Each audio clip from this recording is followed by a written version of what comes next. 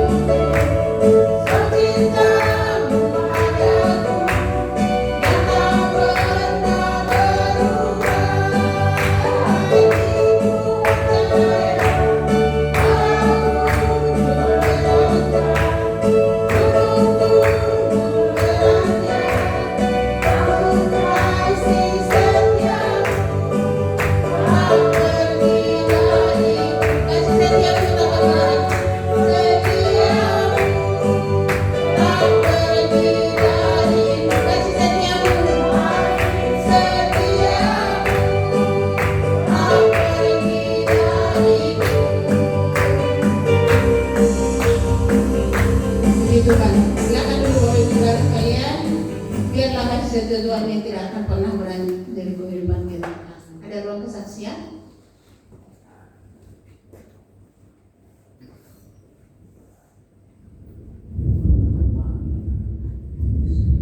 Puji Tuhan. Shalom Bapak Ibu Saudara, saya rindu bersaksi. Bersaksi ini mengenai Floren ya. Jadi memang Floren ini ada mengikuti 2 kuliah.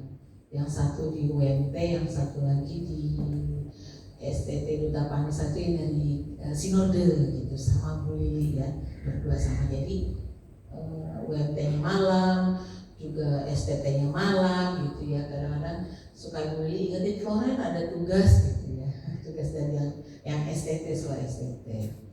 Nah beberapa waktu ini memang beliau sibuk, bilang mami bantu doa ya, bantu doa. karena sudah mendekati yang di UMT itu sudah mendekati terakhir ya, sudah mau sidang, sudah sidang pertama, sidang kedua, tinggal sidang yang ketiga karena 3/3 gitu ya.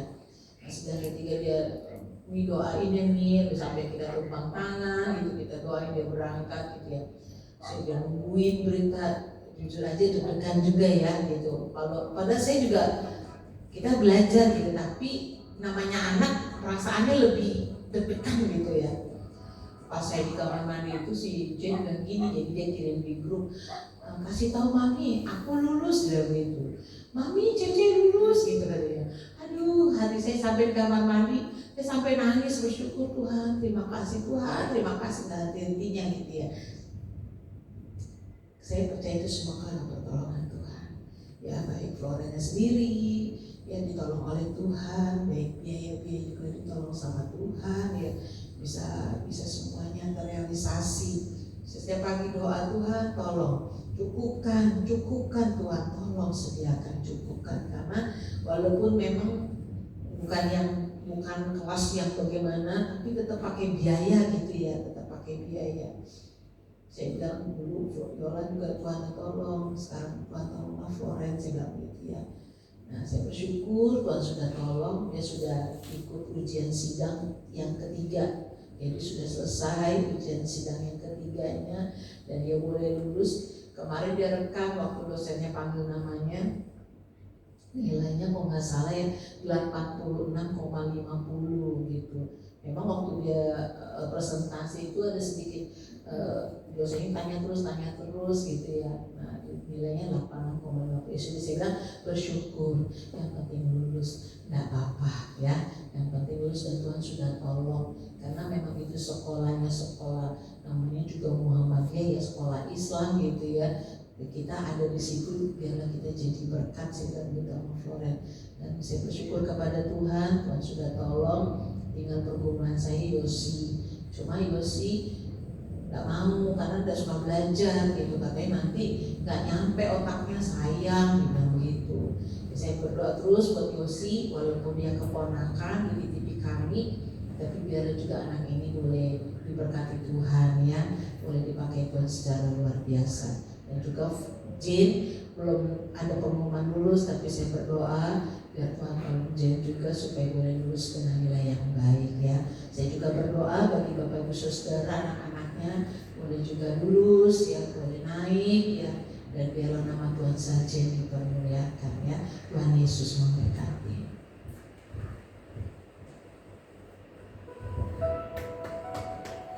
Terima kasih buat kesaksian Bu Gembala. Ada lagi? Baik.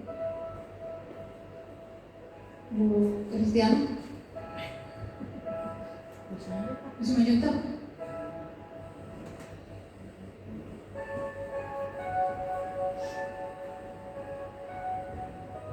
Puji Tuhan, salam Bapak Ibu semua. Puji syukur ya kita berada di tempat ini, kita boleh mengadakan ibadah semua karena kemurahan Tuhan. Dan saya ingin bersaksi juga kebaikan Tuhan dalam hidup saya. Kalau hari Kamis kemarin habis ibadah pulang dari sini, saya nggak memperhatikan selama ini, cuman saya merasakan sakit lutut saya dua-duanya. Di samping itu kan udah kram-kram, setiap bangun pagi nggak bisa ditekuk gitu. Sore selama pulang ibadah itu saya merasakan sakit di lutut saya, kenapa ya gitu. Jadi tiba-tiba sore saya ke kamar mandi, kan ada kaca di pintu kamar mandi itu. Kalau saya lihat kaki saya itu betisnya itu kecil, tapi di sininya itu kok gede gitu, terutama yang sebelah kiri. Terus dan saya merasakan sakit gitu kan. Terus kenapa ya saya olesin apa yang panas-panas lah, balsem, presker, bahkan konterpen juga, tapi tetap aja sakit. Dan saya besoknya harus bekerja gitu. Saya berdoa kepada Tuhan, Tuhan gimana nanti saya bekerja gitu, apalagi saya kan jahit gitu kan. Kalau saya nggak jahit berangkat kerja nanti saya udah banyak sakitnya gitu. Surat dokter saya udah banyak, setiap bulan pasti ada gitu ya. Tuhan tolong saya. Terus kemarin kerja sambil saya berdoa, pokoknya saya mampukan saya Tuhan sampai pulang gitu. Jangan sampai saya ke klinik istirahat. Karena selama ini juga saya masuk kerja, saya bilang sakit, istirahat di klinik, nanti jam segini balik ke kerjaan lagi gitu terus. Ini kan saya gak enak gitu sama teman atasan. Tapi sampai sore saya bisa lalui semua sampai pulang, saya langsung ke klinik. Fase pertama saya ceritakan keluhan saya, terus dokter bilang ini pengapuran gitu kan, jadi ibu harus minum obat radang sendi sama apa itu dikasih lah sama anti nyeri gitu ya. Terus pulang dari sana saya langsung minum. Memang semalam ini nggak ada terlalu sakit saya rasa. Saya percaya lewat obat itu saya boleh mengalami kesembuhan ya. Jadi sampai tadi pagi juga sarapan pagi karena obat itu 2 kali sehari saya minum, sampai sekarang saya nggak merasakan sakit gitu ya. Tapi bengkaknya masih berkurang dikit doang. Saya percaya itu karena kemurahan Tuhan, dan saya percaya lewat obat itu Tuhan berkati sehingga saya mengalami kesembuhan. Dan saya mohon doanya agar saya dibawa dalam doa terus, agar saya bisa sehat ya, karena masih banyak tugas saya yang harus saya pertanggungjawabkan. Terutama saya juga bersaksi untuk anak kami Depi ya, karena selama ini kan saya lihat dia itu kasihan gitu ya, sama seperti kesaksian tante.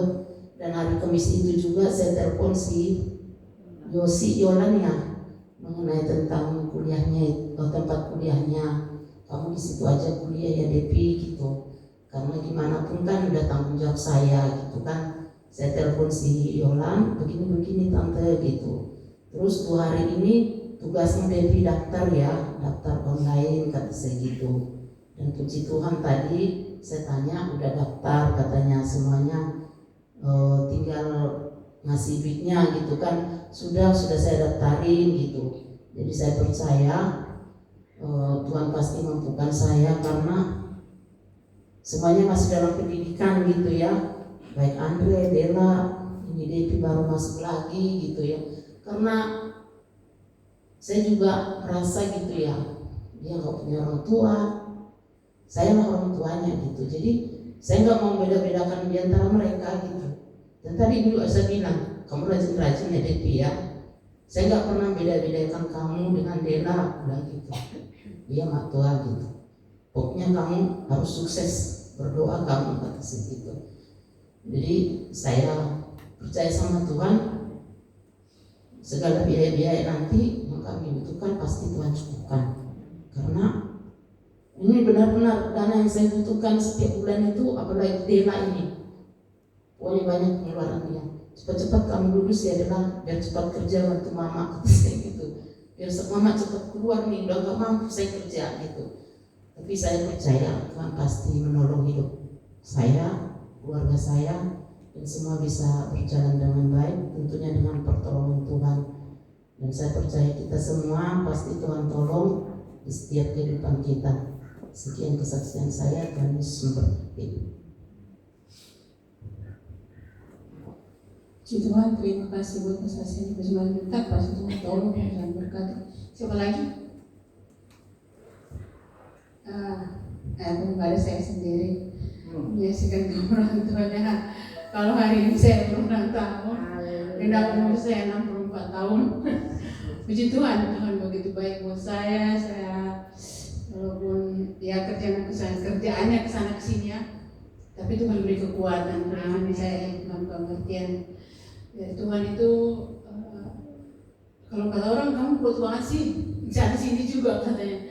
Tapi memang ya, keadaan lah yang membentuk saya menjadi kuat ya, karena kekuatan juga dari Tuhan. Apalagi tadi siang kan di 2 puasa saya, dari kemarin saya udah mikir gimana ya saya memang di tempat saya kerja itu walaupun gajinya sedikit tapi susah orang masuk bisa juga enggak banyak sih. Tapi saya pikir kalau saya nggak kerja di situ kemana lagi saya kerja, udah tua mana ada orang menerima orang kerja 64 tahun ya. Saya puji Tuhan saya bekerja di situ walaupun ya, gajinya nggak banyak ya, tapi cukup lah buat beli beras gitu. Jadi tadi siang Saya udah bilang sama Bu Kristiana, saya nggak bisa siang izin, sore izin, saya bilang gitu. Tapi saya mikir juga gimana ya saya, pelayan itu kayaknya tanggung jawab gitu ya kan, harus gimana ya. Begitu saya masuk di kerjaan itu di pabrik itu, orang itu bilang, bos pulang kampung katanya gitu kan. Oh kapan, saya bilang, tadi pagi subuh-subuh pergi katanya. Oh berarti saya jam 11 bisa keluar dong nanti. Ya, terserah kamu, kalau kerjaan kamu selesai ya bisa izin katanya. Coba saya kerjain sampai jam 11 kurang, gak bisa. Saya langsung jam 11 tadi, kurang 10 udah saya kesini. Orang puji Tuhan, Tuhan begitu baik buat saya. Tuhan begitu mengasihi saya. Saya tak dapat balas kasih Tuhan.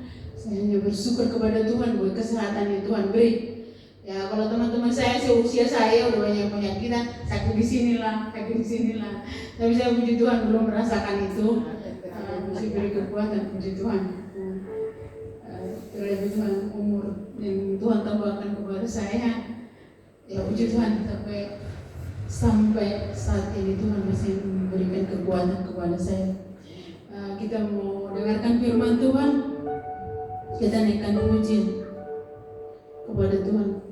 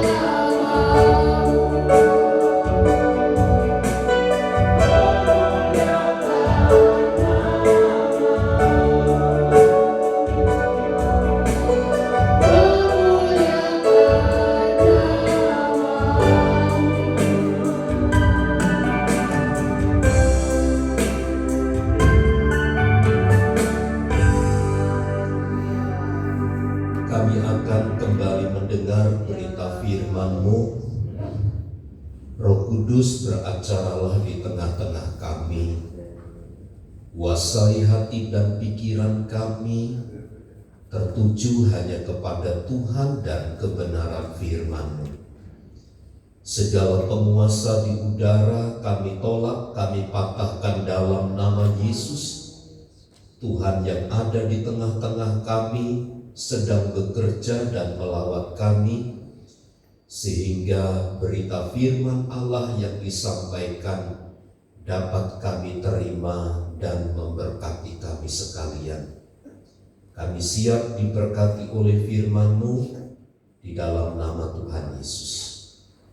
Amin. Injil Matius pasal yang ke-19.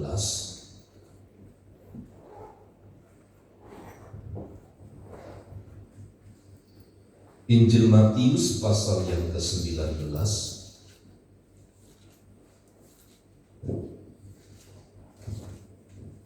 Kita baca ayat pertama sampai kepada ayat yang ke-6. Kita baca bergantian Matius 19 ayat pertama sampai dengan ayat yang ke-6. Saya baca ayat pertama dan kedua, Bapak Ibu Saudara sekalian.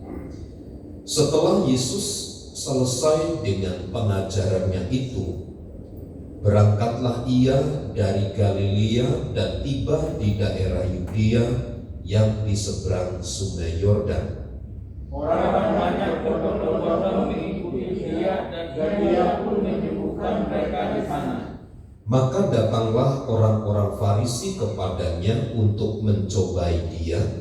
Mereka bertanya, apakah diperbolehkan orang menceraikan istrinya dengan alasan apa saja? Jawab Yesus, tidakkah kamu baca bahwa ia akan diciptakan manusia sejak semula menjadikan mereka laki-laki dan perempuan. Dan firman-Nya, sebab itu laki-laki akan meninggalkan ayahnya dan ibunya dan bersatu dengan istrinya, sehingga keduanya itu menjadi satu daging. Demikianlah mereka bukan lagi dua, melainkan satu. Karena itu apa yang telah dipersatukan Allah tidak boleh menceraikan manusia. Puji Tuhan. Ayat ini adalah standar atau dasar dari sebuah pernikahan Kristen. Ayat ini menegaskan bahwa pernikahan itu adalah satu institusi yang suci yang ditetapkan oleh Allah dan bukan manusia. Artinya, di dalam satu lembaga pernikahan, Allah itu yang berperan penuh terhadap keberlangsungannya. Mengapa demikian? Karena Allah lah yang menetapkan lembaga itu. Kalau kita membaca ayat ini, maka ada satu unsur yang perlu kita letakkan pada sebuah pernikahan itu dengan baik. Bahwa laki-laki dan perempuan itu menjadi satu, sifatnya menetap seumur hidup. Atau dengan kata lain saya mau katakan begini, bahwa Yesus itu menegaskan dari semula, dari semenjak awal penciptaan, manusia itu memang menjadi satu daging. Sehingga kata Alkitab di dalam ayat yang kita baca itu, apa yang dipersatukan Allah tidak boleh dipisahkan oleh manusia. Inilah yang menjadi dasar paling mendasar bagi komitmen sebuah pernikahan Kristen itu. Adanya sebuah perjanjian kudus. Karena ia merupakan satu perjanjian kudus, maka tidak ada yang bisa memisahkan. Nah, apa yang menjadi dasar dari sebuah peristiwa ini? Dasarnya tentu adalah kasih Kristus. Yang menjadi dasar utama itu adalah kasih Kristus, di mana masing-masing pasangan itu dituntut untuk setia,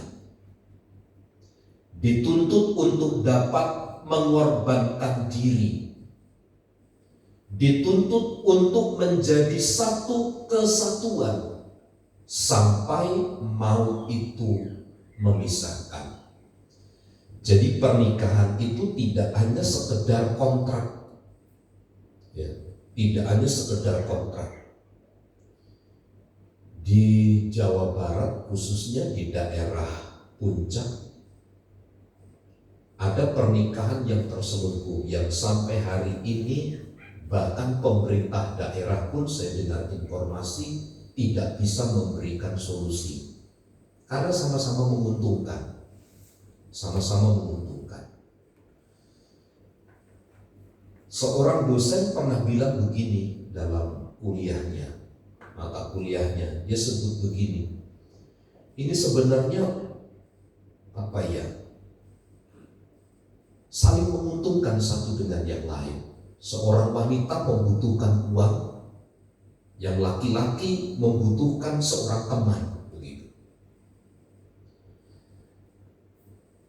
Mereka bisa dalam 10 tahun atau 3 tahun atau 4 tahun itu atau 2 tahun itu diperkirakan ada uang yang berputar sekitar 10 sampai 15 juta. Hanya kecil begitu. Jadi kawin kontrak itu Pak dosen ini bilang paling sekitar 10 sampai 15 karena beliau pernah membuat skripsi tentang masalah itu di sana. Rata-rata wanita itu dibayar kawin kontrak itu 10 sampai 15 juta. Itu masanya 2 sampai 3 tahun begitu. Setelah itu lepas. Dan kebanyakan kawin kontrak itu sama sekali tidak ada surat. Dalam pernikahan Kristen, pernikahan yang tercatat di dalam Alkitab ini tidaklah seperti contoh yang saya sebutkan itu.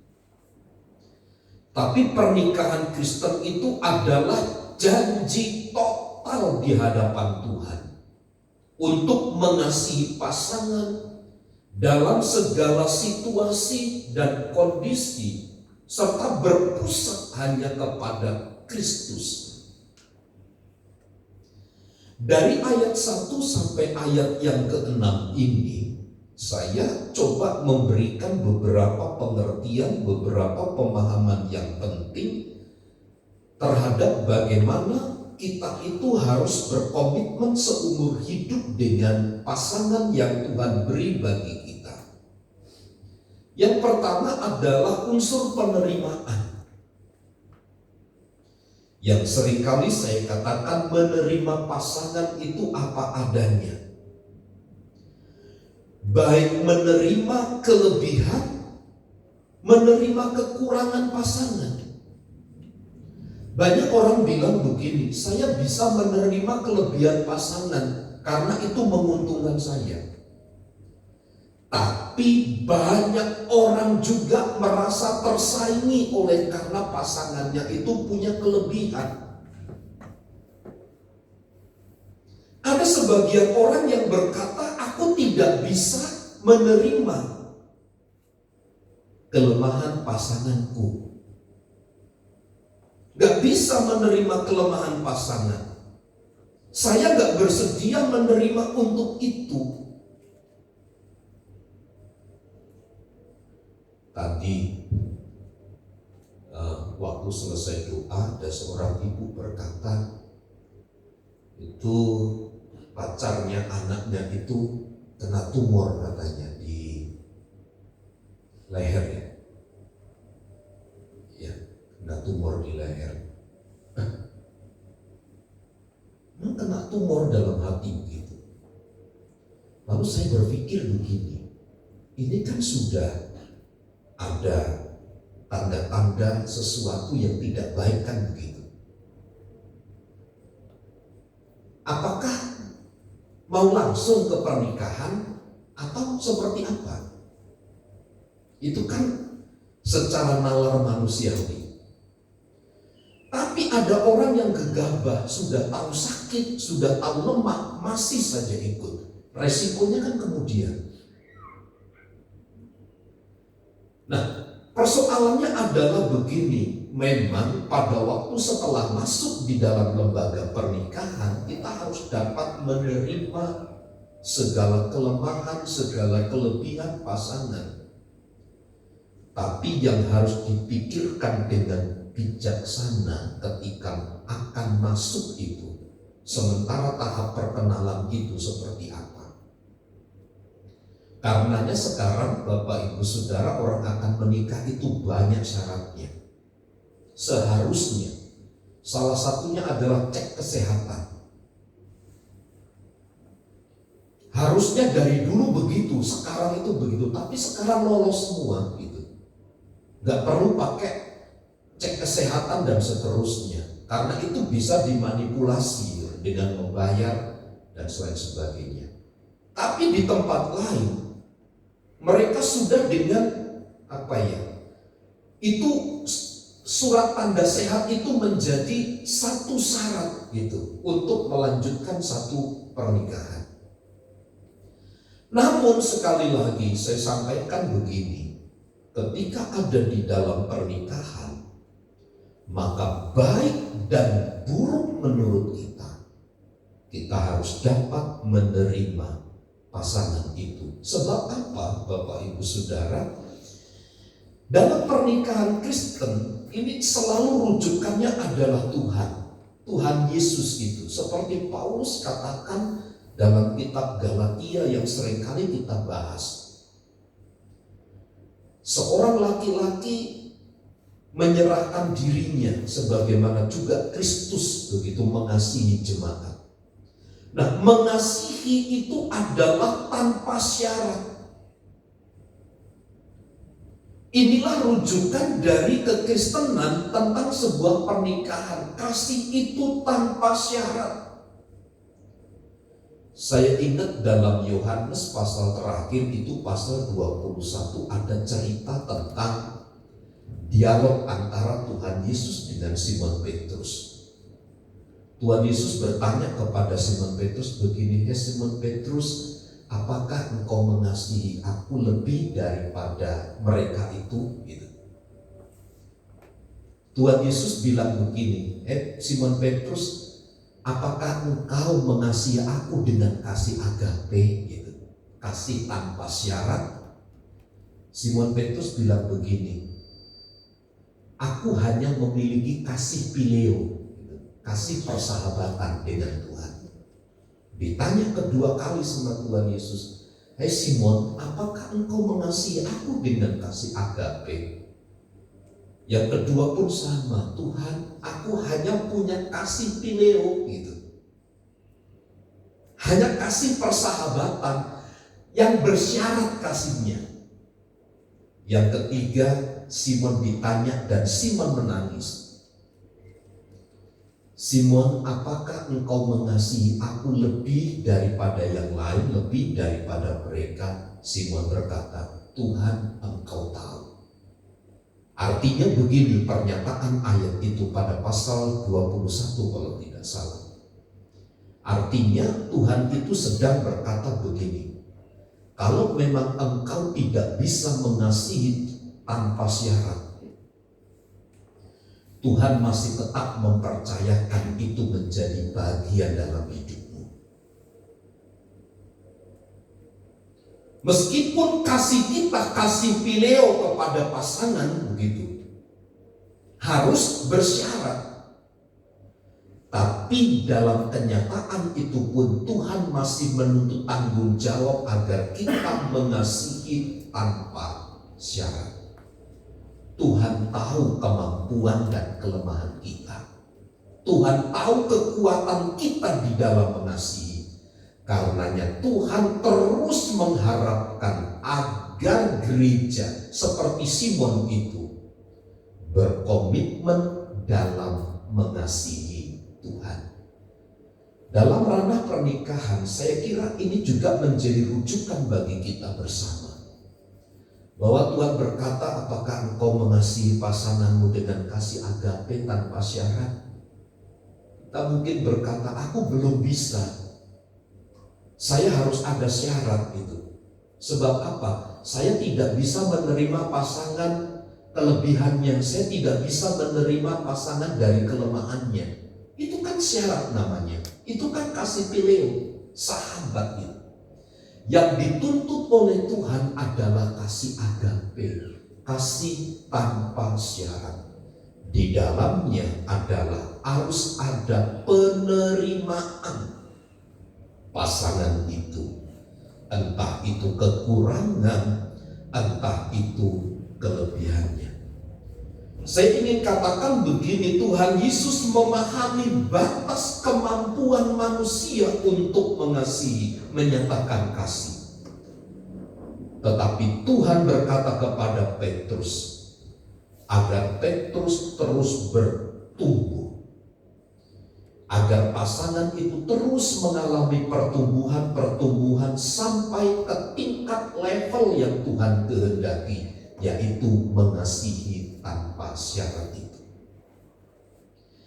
Disinilah pentingnya Bapak Ibu Saudara yang saya sebut sebagai komitmen seumur hidup itu, penerimaan tentang pasangan itu.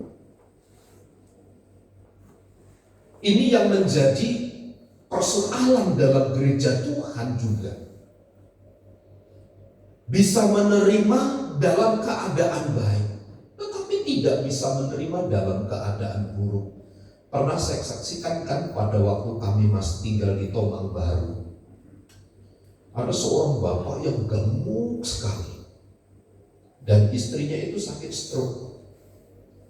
Setiap pagi menurut saya suaminya itu masih gagah, kuat gitu. Tapi istrinya badannya kurus, lemah, hanya di kursi roda.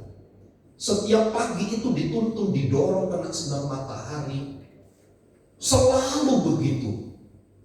Kalau seandainya dulu saya punya handphone yang agak lumayan bagus, karena waktu itu handphone saya masih poliponik ya. Poliponik itu untuk merekam 1-2 menit itu mungkin langsung penuh memorinya gitu. Saya dalam hati seandainya punya kamera yang cukup bagus menyimpan data, itu bisa dijadikan bahan. Saya kira kalau sekarang itu ada. Baik, bapak-bapak, ibu-ibu bisa lihat kalau setiap pagi di sini ya ada orang olahraga, bapak-bapak olahraga. Satu begini jalannya, maaf ya. Saya tanya, istrinya di mana?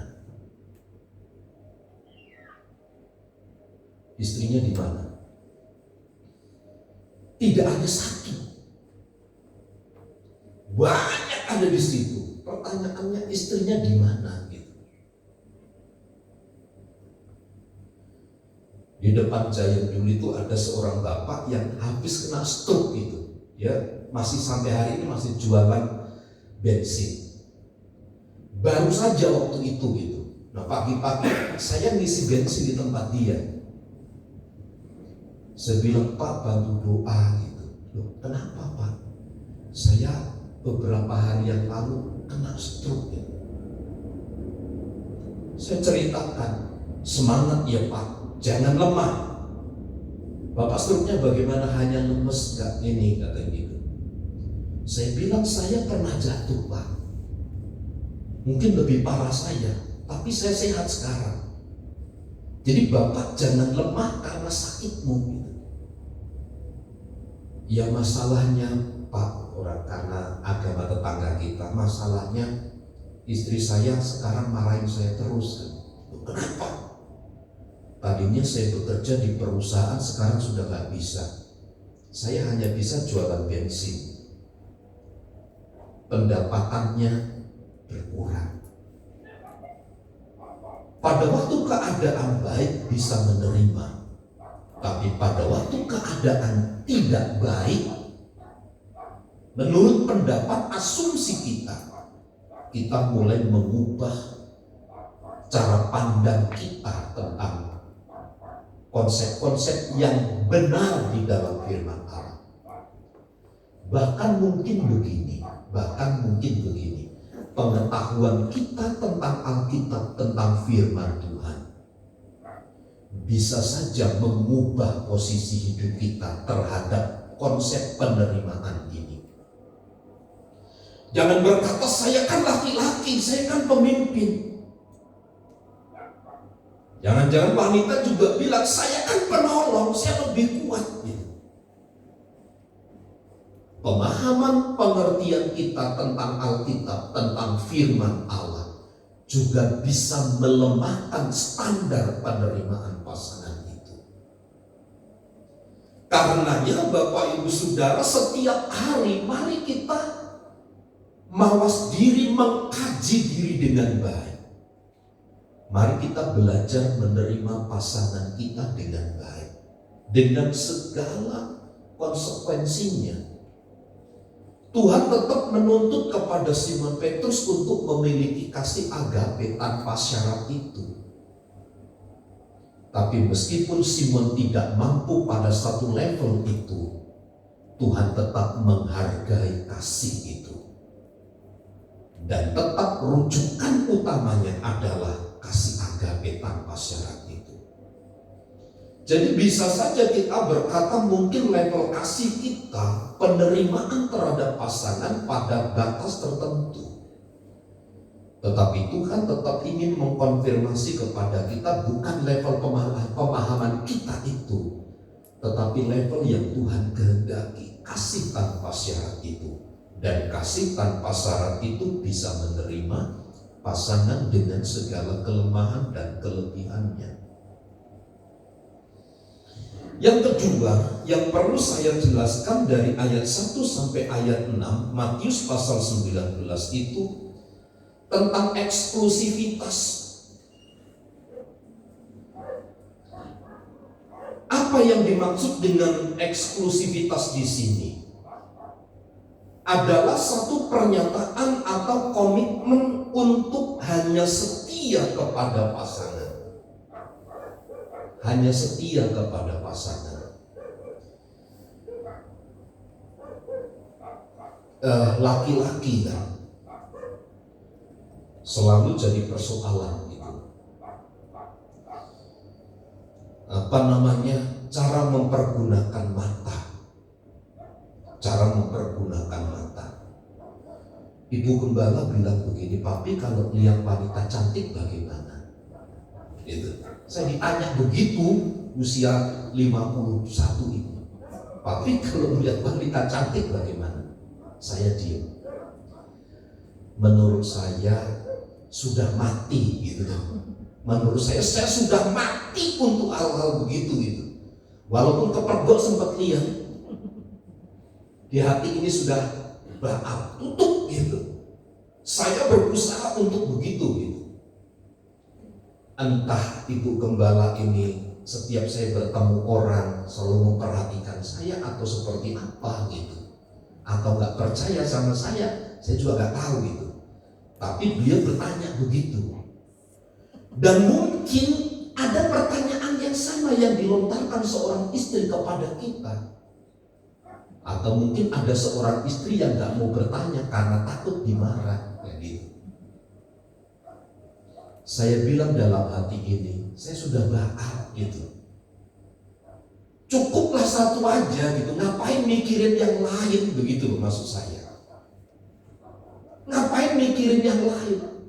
Yang satu aja nggak habis-habis kan begitu. Yang satu aja nggak habis-habis, ngapain mikirin yang lain? Saya hanya ingin sampaikan begini, komitmen itu hanya setia kepada satu pasangan. Hanya setia kepada satu pasangan. Jangan memikirkan hal-hal yang lain. Bapak saya tanya setelah sepeninggal ibu, sambil saya bercanda, itu di sana ada janda, Pak. Gitu. Saya bilang ada janda yang sudah tua, ada juga rumahnya. Bapak kan juga ada rumah ini. Bagaimana? Tertarik? Gitu. Dalam hati dia bilang begini, kayak berbunga-bunga gitu, kayak masa mudanya tumbuh gitu, kayak masa mudanya tumbuh. Tapi akhirnya dia bilang, saya kan tinggal tunggu mati aja. Saya kan tinggal tunggu mati aja. Di hati saya kasihan seorang diri gitu loh. Siapa tuh yang bisa nemenin, ngasih makan gitu. Ngasih makan bukan ngasih orang lain itu mencari gitu, bukan. Kan dari anak-anaknya juga ngasih, mengumpulkan begitu. Nemenin lah begitu, ajak bicara gitu. Enggak, dia bilang, saya enggak mau.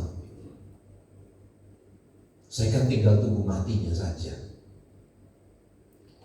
Nah, saya pikir begini, orang itu kalau sudah sampai level begitu, Bapak Ibu ya, saya kan tinggal tunggu matinya gitu. Itu kan sebenarnya satu level yang tinggi gitu, satu level yang tinggi terhadap pemahaman akan pemaknaan sebuah pernikahan itu. Jadi betapapun situasi kondisi yang muncul gitu, komitmen ini penting. Hanya setia kepada pasangan, mau dimanapun, mau di tempat apapun gitu. Setia dengan pasangan. Setia dengan pasangan. Memang banyak godaan, ya, banyak rangsangan yang datang dari luar. Tapi apabila di dalam diri kita sendiri ini sudah memiliki kemampuan untuk bisa menolak, saya kira apapun yang diperhadapkan pasti akan dapat dikalahkan dengan baik. Yang terakhir adalah bicara tentang pengorbanan diri. Pengorbanan diri ini pengertian saya adalah begini, mengasihi lebih daripada diri sendiri. Mengasihi lebih daripada diri sendiri seperti pernyataan Paulus kepada jemaat di Filipi yang kita pelajari 2 minggu yang lalu. Mengasihi lebih dari diri sendiri. Artinya kita itu sedang mengambil satu momen, satu nilai, kita itu mati untuk diri sendiri dan hidup untuk yang lain, hidup untuk pasangan gitu. Mati untuk diri sendiri dan hidup untuk pasangan. Ini kan cara Tuhan Yesus yang Tuhan Yesus singkapkan di dalam kebenarannya. Ia menderita asalkan umatnya hidup. Ia mau mati asalkan umatnya itu selamat. Kan begitu konsepnya. Tentang mengorbankan diri itu seperti ini. Kita itu harus mengasihi pasangan kita lebih dari diri kita sendiri. Lebih dari diri kita sendiri. Sama saja sekarang kita kan baru-baru tahun ini aja ya kita dapat informasi dari media. Hebatnya dari puasa, kan begitu ya. Katanya begitu, tapi penelitiannya saya nggak ngerti. Hebatnya dari puasa, menahan diri. Kalau kita puasa semakin lapar, maka segala bakteri yang tidak baik, kemudian sel-sel tidak baik itu dimakan gitu. Termasuk kalau ada sel kanker, lebih banyaklah berpuasa katanya begitu. Ya, menahan diri. Di satu sisi menurut saya begini, menahan diri dan mengutamakan pasangan itu, kita kelihatannya sedang kita kelihatannya sedang mematikan diri kita sendiri. Tetapi sesungguhnya kita sedang hidup. Sesungguhnya kita itu sedang berada di dalam satu wilayah, di dalam satu zona hidup. Tapi kalau kita hanya menguntungkan diri sendiri, artinya kita itu sedang mati. Inilah konsep yang perlu kita bangun, coba kita terapkan dalam pernikahan kita. Waktu kita mengasihi pasangan atau mengasihi pasangan itu lebih daripada diri kita, sesungguhnya kita itu sedang menjaga hidup kita, sedang menjaga marwah kehidupan kita ini. Tapi pada waktu kita egois, hanya mementingkan diri sendiri, kita itu sebenarnya sedang mati untuk diri kita sendiri. Karenanya cerminan kebenaran ini, menerima pasangan, eksklusivisme, kemudian mengorbankan diri, ini kan komitmen yang harus tetap dijaga di dalam pernikahan kita. Betapapun berat, betapapun sukar menjaga karakter-karakter pasangan di antara kita.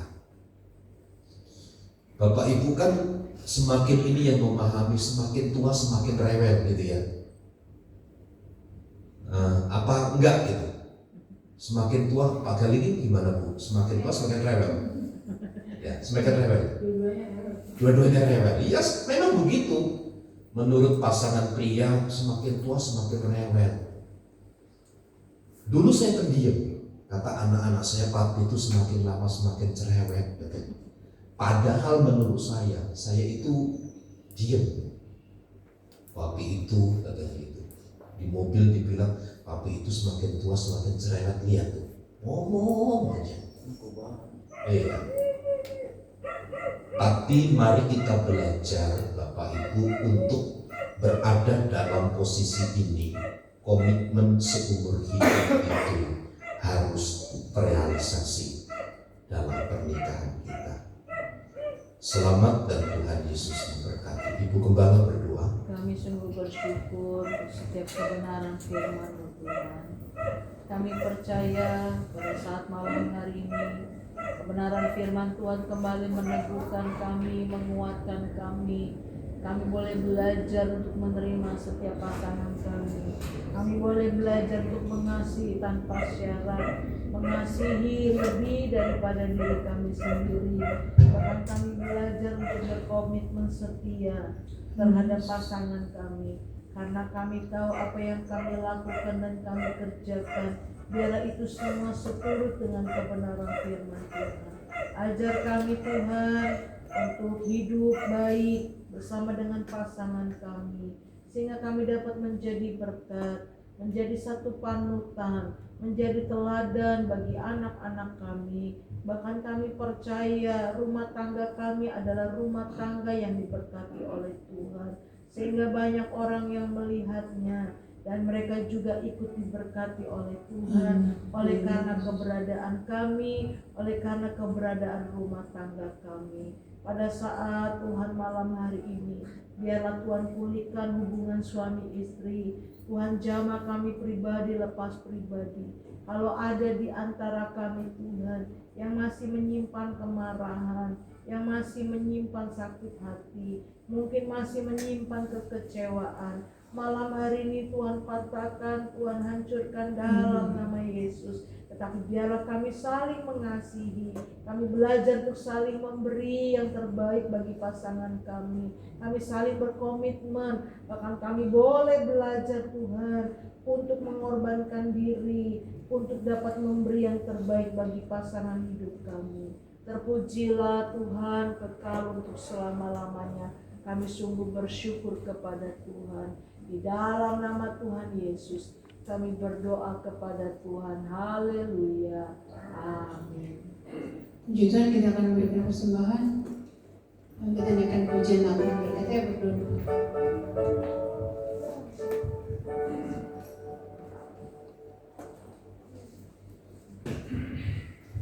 Mari kita bersatu. Bapa dalam surga, terima kasih Tuhan. Terima kasih atas berkat-Mu sore hari ini Tuhan. Setelahnya kami memuji-muji Tuhan dan mendengarkan sebagian daripada firman-Mu. Tiba saatnya Tuhan kami memberikan persembahan kami. Berkati Tuhan tangan-tangan yang memberi bagi Tuhan, sehingga Tuhan dapat kami bermunafat untuk memperluas kerajaan di tempat ini ya Bapak. Terima kasih Yesus, dalam nama Tuhan Yesus kami siap menjalankan persembahan ini. Haleluya, amin.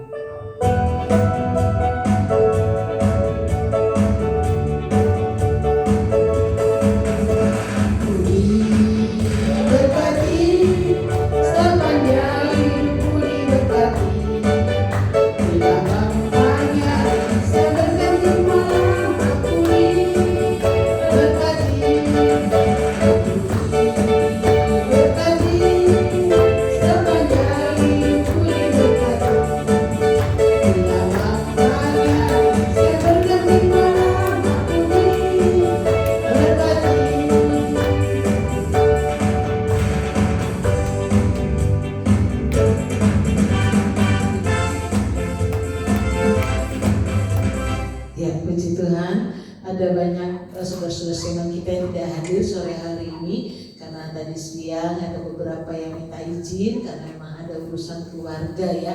Biarlah Tuhan tolong semuanya. Sebentar ada ibadah youth, ya anak-anak youth yang ingatkan kembali untuk ibadah youth, dan esok hari ada ibadah sekolah minggu, juga dilanjutkan ibadah raya. Seperti tidak ada pengumuman yang lain, wanita yang mau ikut ya, gathering wanita, tolong daftar namanya. Yang penting namanya dulu masuk ya, supaya bisa. Itu tanggal 22 Juni.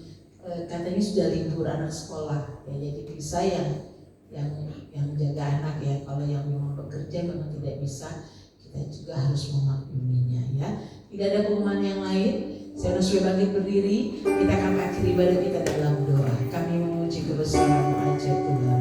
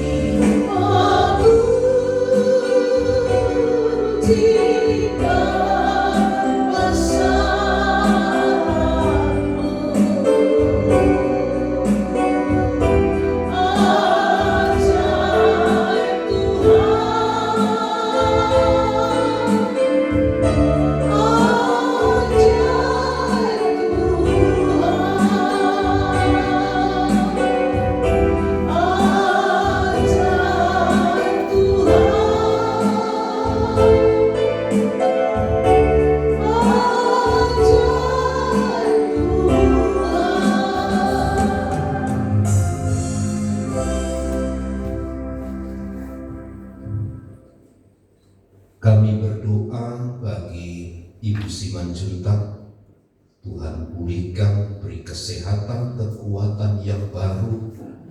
Tuhan mampukan untuk terus melakukan sesuatu di dalam menopang rumah tangga dan keluarga.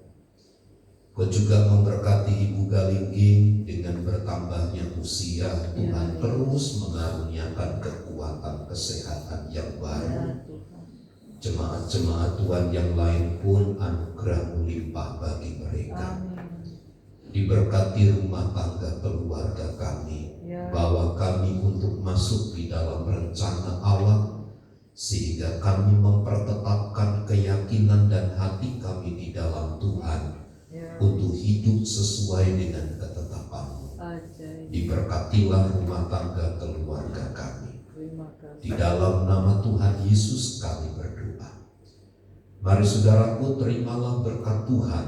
Tuhan memberkati dan melindungi engkau.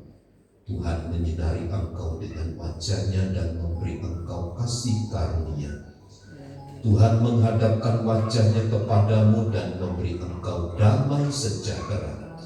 Kasih karunia dari Allah Bapa, cinta dan kasih sayang dari Tuhan Yesus, persekutuan penghiburan kekuatan dari Allah Roh Kudus memberkati kita dari sekarang dan sampai selama-lamanya. Di dalam nama Tuhan Yesus Kristus, semua kita yang percaya berkata,